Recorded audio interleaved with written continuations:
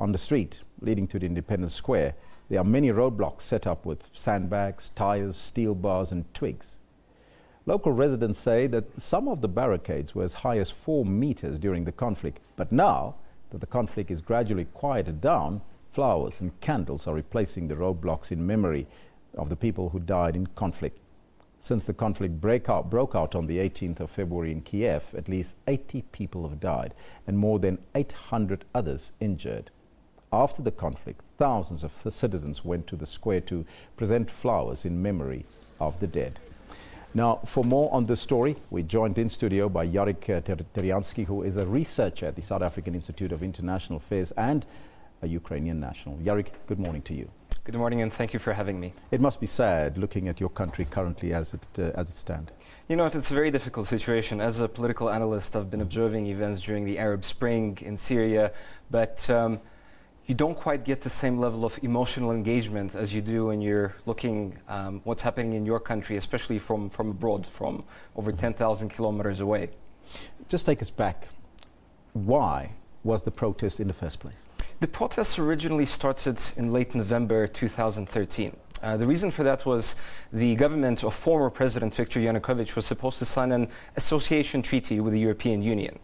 Literally a day or two before the summit in Vilnius, Yanukovych backed out and instead chose to take financial package from Russia in the amount of $15 billion for which he would have had to pay approximately 5% interest. So the deal was pretty good, but most importantly, he would not have been accountable for that money as he would have been for the money that would have come from Europe. Mm-hmm. As a result, a small group of students started protesting on Independence Square, and they were brutally dispersed by the police, by the riot police. Mm-hmm. As a result, more and more people came out onto the streets, and the protest gradually evolved from protesting against pro-Russian choice of the Ukrainian government to the brutality of the police and to the corruption of the government. Everything escalated exactly a week ago on Tuesday when the protesters marched to the Ukrainian parliament, where law to come back to the presidential parliamentary republic of 2004 was supposed to be registered in the parliament.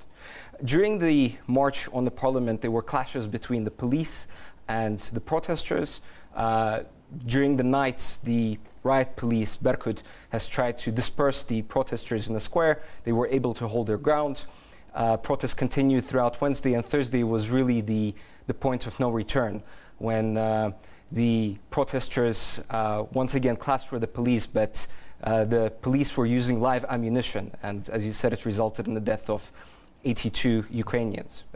Following the escalation of violence, a team from the European Union consisting of the foreign ministers of France, Germany and Poland came for mediation talks, and they managed to get the opposition leaders and President Yanukovych, who was at that time the president, to sign a peace treaty. Mm-hmm. Essentially, it would decrease the violence, it would forbid the police from firing live ammunition on peaceful protesters. It would officially put Ukraine on a path towards the older constitution, a presidential parliamentary republic, and dividing the responsibilities between the president and the prime minister, and finally announce presidential elections at the end of this year.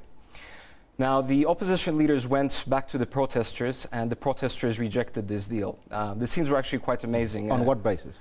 On the basis that this deal would have been accepted 2 weeks ago, it would have been accepted 2 months ago, but not after the deaths of the protesters and not after police firing live rounds on the peaceful people of Ukraine. And of course, one of the main demands was that Yanukovych had to go. Well, that became the main demand. A young protester, about 26 years old, who participated in the clashes with the riot police, he got on stage and he said that I reject this deal. Will you reject this deal? And he said that the president killed our people. And these opposition leaders, they shook hands with him and they came to a political agreement, and I'm not sure that this political agreement will be fulfilled. So unless the president resigns by 10 o'clock tomorrow morning, I will be going with arms to attack his residence. And 100,000 people in Independence Square supported this resolution, if I may call it that. Previously, the former Ukrainian president has already been convicted twice. So his nickname, so to speak, was Criminal. And one of the chants was always away with the criminal, and now the chant became death to the criminal by these 100,000 people in the square. Literally 2 hours after that news leaked that president has fled the capital, and as you very well know, he who controls the capital controls the country, controls all the symbols of power. Since then, the president has been in hiding. He came out for a very brief television appearance on one of his supporters' TV channels on Saturday, where he said that he will refuse to sign the agreements that he has already agreed to with the opposition and the European Union, after which the Ukrainian parliament promptly impeached him and established a new speaker, and that speaker will be the acting president of Ukraine until new presidential elections, which are actually quite close to the upcoming South African elections. They will be happening on the 25th of May. Because initially it was scheduled for December. That's what Yanukovych wanted. He wanted probably some more time just to extend this period. So in charge now is the opposition party.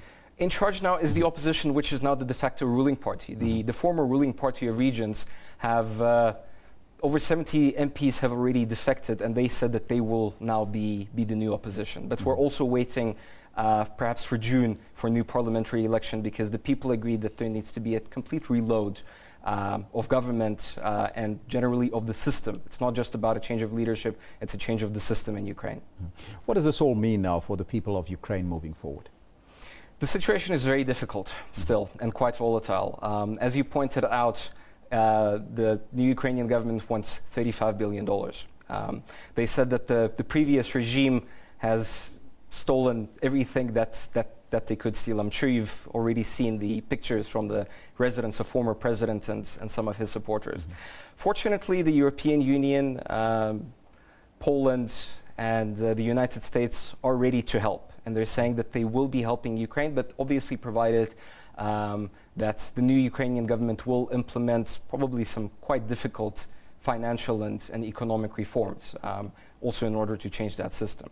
The biggest threat at the moment is Russia and Russia's position. Wow. The reason for that is, if you remember the situation in 2008, when Russia invaded the Georgian republics of South Ossetia and Abkhazia, there are fears that Russia is going to do the same in Crimea, which also hosts a lot of ethnic Russians. And more importantly, it currently hosts the Russian Black Fleet, which is currently there on lease until the year 2047. So you have a case where you already have the presence of Russian military in Ukraine, and we just have to monitor the situation. There's a lot of international pressure on Putin. President Obama has spoken to him, Chancellor Angela Merkel has spoken to him.